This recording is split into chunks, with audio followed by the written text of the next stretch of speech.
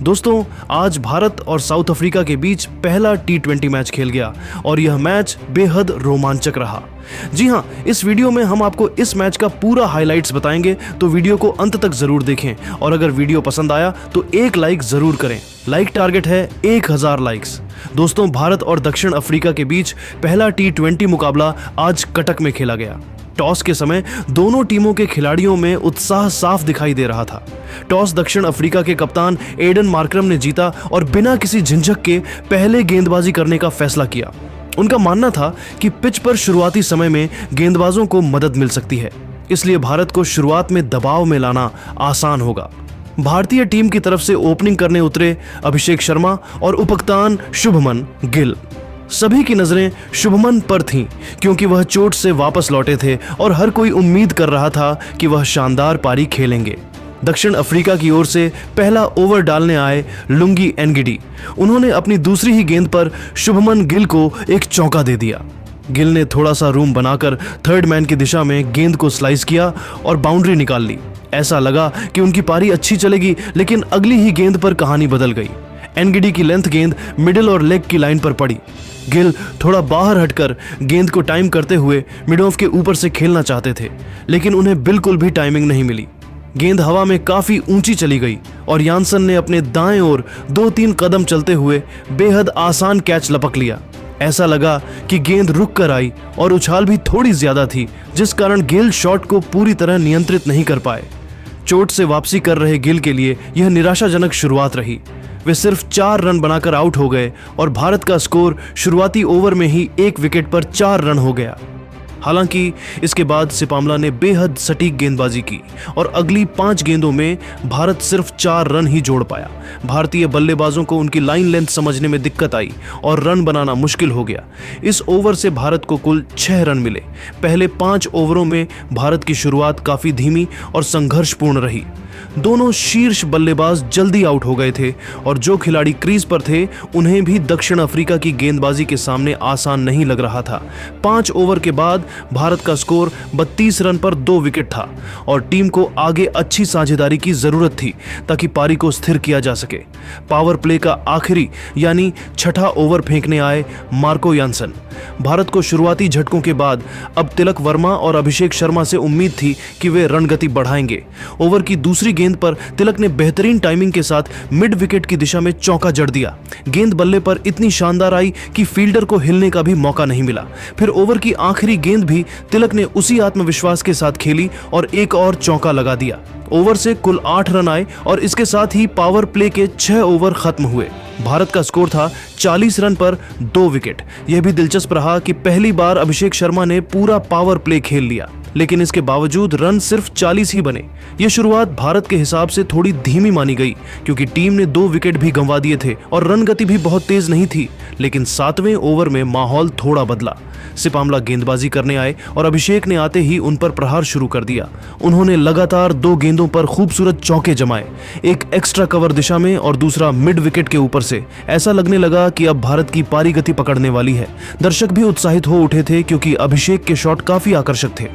हालांकि इसके बाद सिपामला ने बेहद सटीक गेंदबाजी की और अगली 5 गेंदों में भारत सिर्फ 4 रन ही जोड़ पाया। भारतीय बल्लेबाजों को उनकी लाइन लेंथ समझने में दिक्कत आई और रन बनाना मुश्किल हो गया। इस ओवर से भारत को कुल 6 रन मिले। पहले 5 ओवरों में भारत की शुरुआत काफी धीमी और संघर्षपूर्ण रही। दोनों शीर्ष बल्लेबाज जल्दी आउट हो गए थे और जो खिलाड़ी क्रीज पर थे उन्हें भी दक्षिण अफ्रीका की गेंदबाजी के सामने आसान नहीं लग रहा था। 5 ओवर के बाद भारत का स्कोर 32 रन पर 2 विकेट था और टीम को आगे अच्छी साझेदारी की जरूरत थी ताकि पारी को स्थिर किया जा सके। पावर प्ले का आखिरी यानी छठा ओवर फेंकने आए मार्को यानसन। भारत को शुरुआती झटकों के बाद अब तिलक वर्मा और अभिषेक शर्मा से उम्मीद थी कि वे रन गति बढ़ाएंगे। ओवर की दूसरी गेंद पर तिलक ने बेहतरीन टाइमिंग के साथ मिड विकेट की दिशा में चौका जड़ दिया। गेंद बल्ले पर इतनी शानदार आई कि फील्डर को हिलने का भी मौका नहीं मिला। फिर ओवर की आखिरी गेंद भी तिलक ने उसी आत्मविश्वास के साथ खेली और एक और चौका लगा दिया। ओवर से कुल 8 रन आए और इसके साथ ही पावर प्ले के 6 ओवर खत्म हुए। भारत का स्कोर था 40 रन पर 2 विकेट। यह भी दिलचस्प रहा कि पहली बार अभिषेक शर्मा ने पूरा पावर प्ले खेल लिया, लेकिन इसके बावजूद रन सिर्फ 40 ही बने। ये शुरुआत भारत के हिसाब से थोड़ी धीमी मानी गई क्योंकि टीम ने 2 विकेट भी गंवा दिए थे और रन गति भी बहुत तेज नहीं थी। लेकिन 7वें ओवर में माहौल थोड़ा बदला। सिपामला गेंदबाजी करने आए और अभिषेक ने आते ही उन पर प्रहार शुरू कर दिया। उन्होंने लगातार 2 गेंदों पर खूबसूरत चौके जमाए, एक एक्स्ट्रा कवर दिशा में और दूसरा मिड विकेट के ऊपर से। ऐसा लगने लगा कि अब भारत की पारी गति पकड़ने वाली है। दर्शक भी उत्साहित हो उठे थे क्योंकि अभिषेक के शॉट काफी आकर्षक थे। मगर सिपामला ने तुरंत वापसी की। अगली ही गेंद स्लोअर लेंथ पर लेग स्टंप की तरफ फेंकी गई। अभिषेक सफल होकर अंदर आए और गेंद को फाइन लेग की दिशा में हेल्प करने का प्रयास किया, लेकिन गेंद में इतनी रफ्तार नहीं थी कि वह बाउंड्री तक जा सके। गेंद हवा में तैरती हुई फाइन लेग के पास जा रही थी। यानसन ने तेजी से बाएं ओर दौड़ लगाई और डाइव लगाकर एक शानदार कैच पकड़ लिया। अभिषेक को यकीन ही नहीं हुआ कि वह आउट हो गए हैं। चेहरे पर निराशा साफ दिख रही थी क्योंकि टीम थोड़ी रफ्तार पकड़ ही रही थी कि एक और विकेट गिर गया। अभिषेक शर्मा ने 12 गेंदों में 17 रन बनाए और भारत का तीसरा विकेट 48 रन पर गिरा। इसके बाद टीम ने थोड़ी रणनीति बदली और अक्षर पटेल को प्रमोट करते हुए ऊपर भेजा गया ताकि वे पारी को स्थिर करें और स्ट्राइक रोटेट करते रहें। 8वां ओवर डालने आए एनरिक नॉर्किया। उनकी गति और सटीकता के सामने भारतीय बल्लेबाज बड़े शॉट नहीं खेल पाए। इस ओवर से भारत को सिर्फ 4 सिंगल्स मिले। नोकिया ने अपनी तेज गेंदों से बल्लेबाजों को खुलकर खेलने ही नहीं दिया और लगातार दबाव बनाए रखा। 9वां ओवर आया केशव महाराज की स्पिन गेंदबाजी के साथ। तिलक और अक्षर ने इस ओवर में जोखिम कम लिया और स्ट्राइक बदलकर रन जुटाते रहे। हालांकि ओवर में कोई बाउंड्री नहीं आई, लेकिन बल्लेबाजों ने समझदारी दिखाते हुए 9 रन हासिल कर लिए। ये ओवर भारत के लिए उपयोगी साबित हुआ क्योंकि बाउंड्री न होने के बावजूद रन गति थोड़ी बढ़ी और विकेट भी सुरक्षित रहे। 10वां ओवर नोकिया लेकर आए और इस बार तिलक वर्मा ने शानदार हमला किया। ओवर की एक गेंद जरा सी छोटी पड़ गई और ऑफ स्टंप के पास थी। तिलक ने बैकफुट पर जाकर जोरदार स्वाइप मारा और गेंद सीधी डीप स्क्वायर लेग के ऊपर से 89 मीटर दूर जाकर गिरी। यह इतना लंबा था कि गेंद स्टेडियम की छत पर टकराकर बाहर चली गई। चौथे अंपायर को नई गेंद की बॉक्स लेकर मैदान में आना पड़ा। तिलक की इस ताकत ने दर्शकों को रोमांचित कर दिया और भारतीय डगावट में भी उत्साह बढ़ा। हालांकि इस ओवर में के अलावा कोई बड़ा शॉट नहीं आया। बाकी गेंदों पर बल्लेबाजों ने सावधानी बरती और सिंगल डबल लेकर ओवर से कुल 8 रन निकाले, जो स्थिति के हिसाब से ठीक था। पहले 10 ओवर पूरे होने के बाद भारत का स्कोर 71 रन पर 3 विकेट था। टीम मुश्किल शुरुआत के बाद अब थोड़ा संभली हुई दिखाई दे रही थी। हालांकि रणगति अभी भी बहुत तेज नहीं थी, लेकिन पारी का मध्य हिस्सा स्थिर जरूर हो गया था। 11वां ओवर डालने आए स्पिनर डोनोवन फेरेरा। भारतीय बल्लेबाज इस समय रणगति बढ़ाने की कोशिश कर रहे थे, लेकिन फेरेरा की सटीक स्पिन गेंदबाजी के सामने उन्हें कोई बड़ी गेंद खेलने का मौका नहीं मिला। इस ओवर में एक भी बाउंड्री नहीं आई और भारत को केवल 5 रन ही मिल सके। इसी बीच मैदान पर ओस भी उतरनी शुरू हो चुकी थी। इसका सीधा मतलब था कि भारत को पहली पारी में अच्छा स्कोर बनाना ही पड़ेगा, क्योंकि दूसरी पारी में गेंदबाजों के लिए गेंद पकड़ना भी मुश्किल हो सकता था। ओस की वजह से भारतीय बल्लेबाज बड़े शॉट मारने की कोशिश कर रहे थे, लेकिन गेंद बैट पर अच्छे से नहीं आ रही थी। रणगति रुक रुक कर चल रही थी और भारत को एक ऐसे बल्लेबाज की जरूरत थी जो कुछ बड़े शॉट लगाकर मैच की दिशा बदल सके। लेकिन तभी एक और झटका लग गया। तिलक वर्मा, जो क्रीज पर अच्छी तरह सेट दिखाई दे रहे थे, लुंगी एनगेडी की गेंद पर आउट हो गए। ये छोटी गेंद लेग स्टंप की लाइन पर थी और तिलक ने पुल शॉट लगाने की कोशिश की, लेकिन टाइमिंग खराब रही और गेंद सीधे फाइन लेग पर खड़े यासन के हाथों में चली गई। अब मैदान पर उतरे लंबे समय बाद टीम में वापसी कर रहे हार्दिक पांड्या। दर्शकों को उनसे बड़ी उम्मीदें थीं और उन्होंने आते ही दिखा दिया कि क्यों उनकी मौजूदगी टीम के लिए इतनी महत्वपूर्ण है।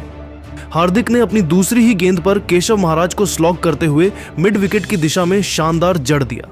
अगली ही गेंद पर उन्होंने एक और जोरदार प्रहार किया और लॉन्ग ऑन की तरफ जमा दिया।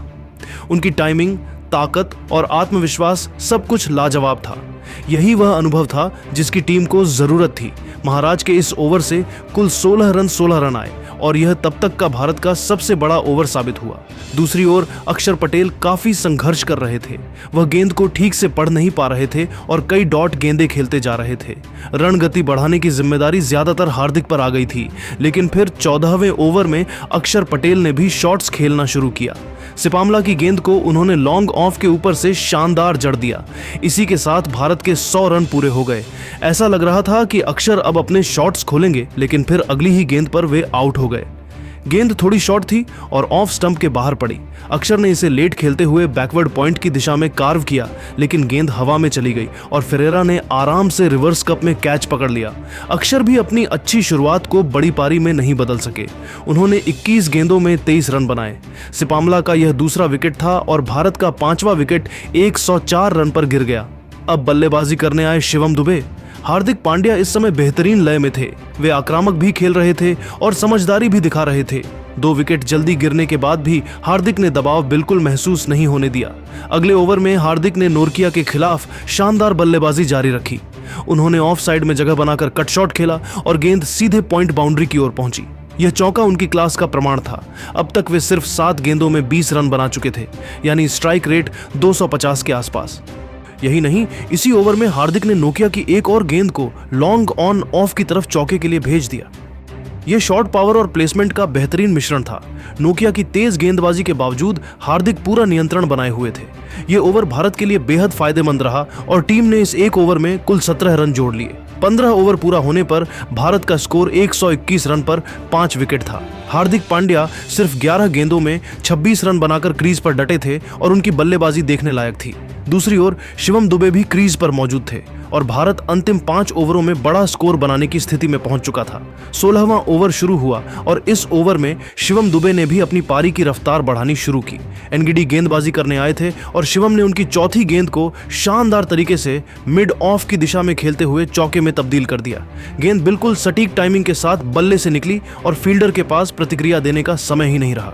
इसके बाद ओवर की आखिरी गेंद पर शिवम ने फाइन लेग की दिशा में एक और बेहतरीन चौका जड़ दिया।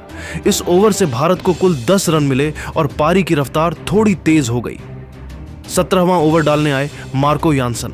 उनकी लंबाई और उछाल का फायदा मिलता दिखाई दे रहा था, लेकिन हार्दिक पांड्या ने दूसरी ही गेंद पर उनका सामना करते हुए एक बढ़िया पुल शॉट खेला और चौका कमा लिया। हालांकि इस चौके के बाद यानसन ने अपनी लाइन लेंथ को सख्त रखा और भारतीय बल्लेबाजों को खुलकर खेलने का मौका नहीं दिया। बाकी गेंदों पर केवल रन लेना पड़ा और ओवर से कुल 6 रन ही आए। हार्दिक ने पारी की शुरुआत शानदार की थी और अब भारत को उनसे उम्मीद थी कि वह अंतिम ओवरों में टीम को बड़ा स्कोर तक ले जाए, लेकिन अगले ओवर में थोड़ी मुश्किल आई। 18वां ओवर डालने आए डोनोवन फेरेरा और उनकी गेंद पर शिवम दुबे आउट हो गए। दुबे ने गेंद की लाइन गलत पड़ी और स्विंग करने की कोशिश में चूक गए। गेंद सीधी जाकर मिडिल स्टंप से टकराई और उनका ऑफ स्टंप उड़ गया। शिवम दुबे ने 2-3 अच्छे शॉट खेले थे, लेकिन वह अपनी पारी को आगे नहीं बढ़ा सके।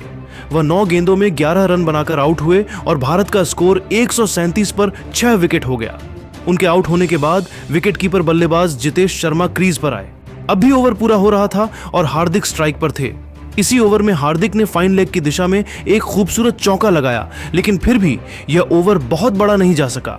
भारत ने इस ओवर से केवल 8 रन बनाए, जो अंतिम ओवरों के हिसाब से थोड़ा धीमा माना जाएगा। 19-5 ओवर था और यहां से भारत को एक ऐसे बड़े ओवर की जरूरत थी जो मैच की तस्वीर पलट सके, और बिल्कुल ऐसा ही हुआ। सिपामला गेंदबाजी करने आए और ओवर की दूसरी गेंद पर हार्दिक पांड्या ने उन्हें जोरदार मार दिया। गेंद लेंथ पर थी और हार्दिक ने बिना किसी हिचक के लॉन्ग ऑन के ऊपर से गेंद को बाहर भेज दिया। इसके साथ भारत का स्कोर 150 के पार पहुंच गया। अगली ही गेंद पर हार्दिक ने एक और चौका जड़ दिया। यह शॉर्ट गेंद थी और उन्होंने इसे सीधे गेंदबाज के सिर के ऊपर से मार दिया।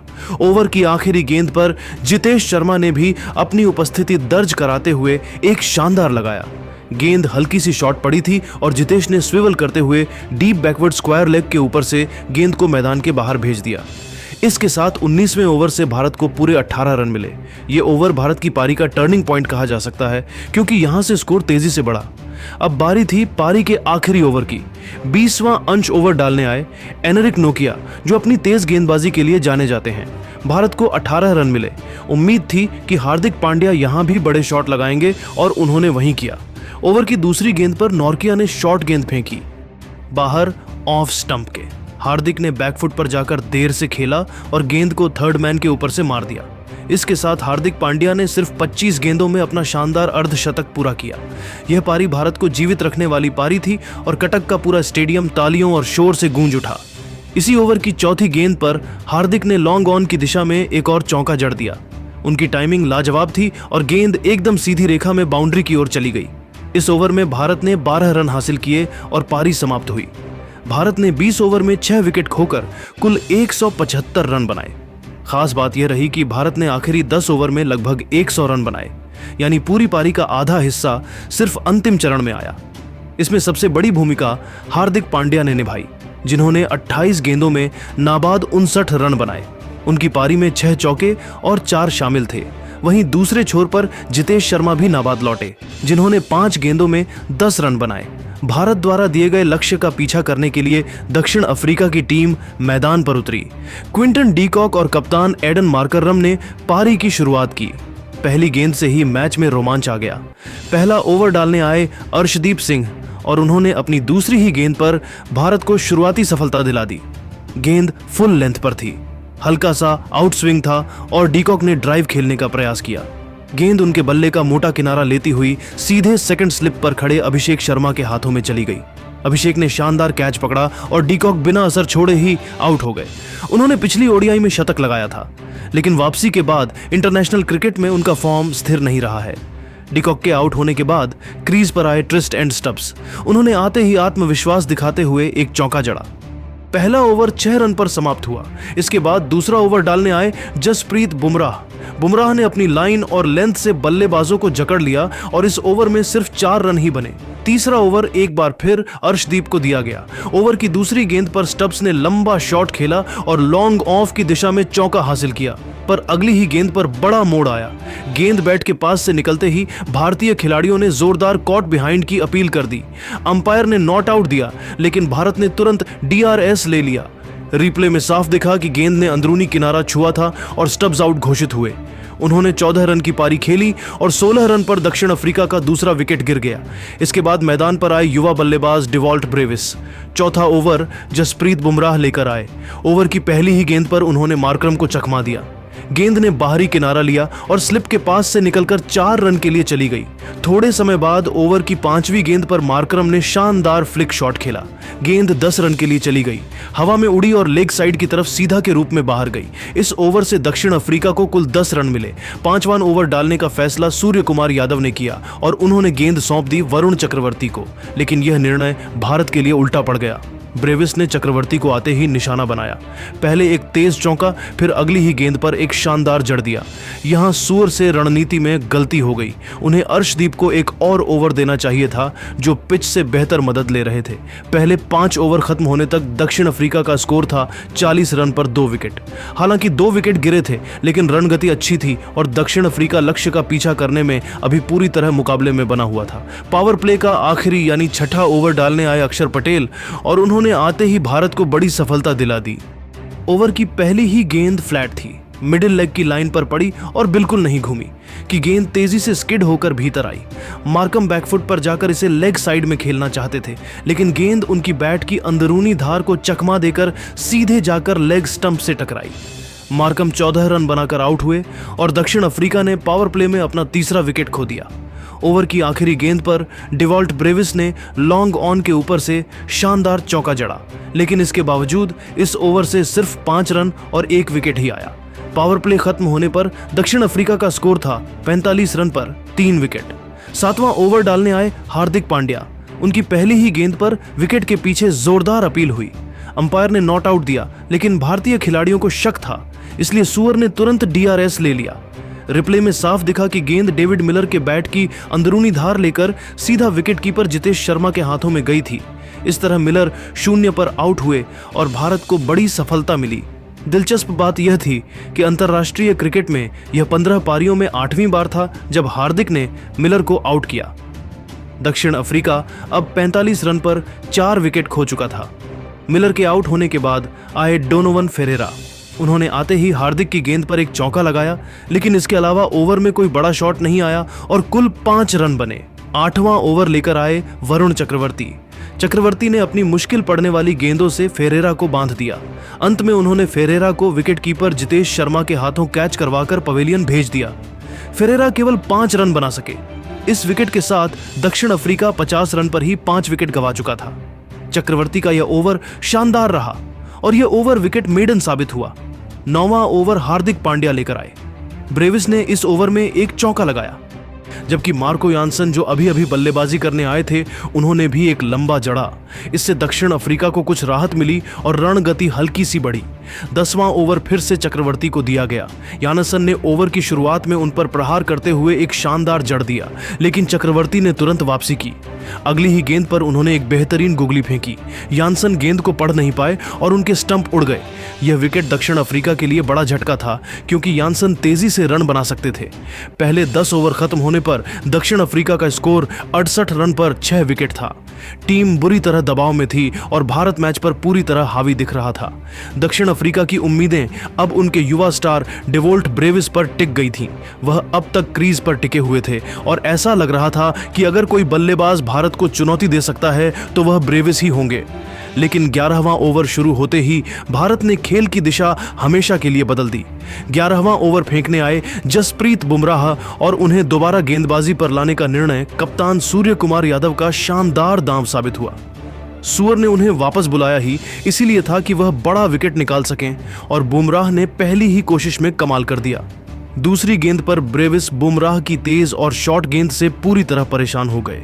गेंद ऑफ स्टंप के आसपास थी और इतनी स्पीड से आई कि ब्रेविस शॉट खेलते हुए जल्दीबाजी में आ गए। उनका बल्ला गेंद से ठीक से नहीं मिला और टॉप एज निकला, जो हवा में ऊपर उठा और सीधे कवर पर खड़े सूअर के हाथों में जाकर समा गया। सूअर ने कैच को बिल्कुल भी नहीं छोड़ा और भारत को मिला सबसे जरूरी विकेट। ब्रेविस 14 गेंदों में 22 रन बनाकर आउट हो चुके थे। अंपायर ने तुरंत नो बॉल की जांच करवाई, लेकिन थर्ड अंपायर ने साफ कहा कि बुमराह का पैर रेखा के पीछे है। जैसे ही पुष्टि हुई, ब्रेविस निराश होकर पवेलियन लौट गए। इस विकेट ने दक्षिण अफ्रीका की आखिरी उम्मीद लगभग खत्म कर दी और अब भारत पूरी तरह मैच पर हावी हो चुका था। लेकिन बुमराह का ओवर यहीं रुका नहीं। इस ओवर की 5वीं गेंद पर उन्होंने एक और विकेट उड़ा दिया। इस बार शिकार बने केशव महाराज। बुमराह ने तेज छोटी गेंद लेग साइड की ओर फेंकी। महाराज के पास शॉट खेलने के लिए जगह नहीं थी, फिर भी उन्होंने पुल करने की कोशिश की। उनका बल्ला गेंद से ठीक से नहीं जुड़ा और टॉप एज सीधा विकेट कीपर जितेश शर्मा के पास चला गया। महाराज खाता भी नहीं खोल पाए और दक्षिण अफ्रीका का एक और विकेट गिर गया। अब स्कोरबोर्ड केवल एक कहानी बता रहा था। दक्षिण अफ्रीका गहरी मुसीबत में था। इसके बाद 12वां ओवर लेकर आए अक्षर पटेल। उनकी गेंदबाजी पहले से ही बेहद सटीक चल रही थी। ओवर की शुरुआत में नोरकिया ने ड्राइव खेलने की कोशिश की, लेकिन गेंद उनके बल्ले और बैट के बीच की बड़ी खाई से निकल गई और सीधा स्टंप्स पर जाकर लगी। अक्षर पटेल ने एक और विकेट अपनी झोली में डाल लिया। यह गेंद सीधी और सरल दिख रही थी, लेकिन स्पीड लाइन और थोड़ा सा एंगल बल्लेबाज को धोखा देने के लिए काफी था। इस तरह दक्षिण अफ्रीका का एक और पतन हो गया। अब तक पूरा मैच एक तरफा हो चुका था। भारत के गेंदबाज हर ओवर में विकेट ले रहे थे।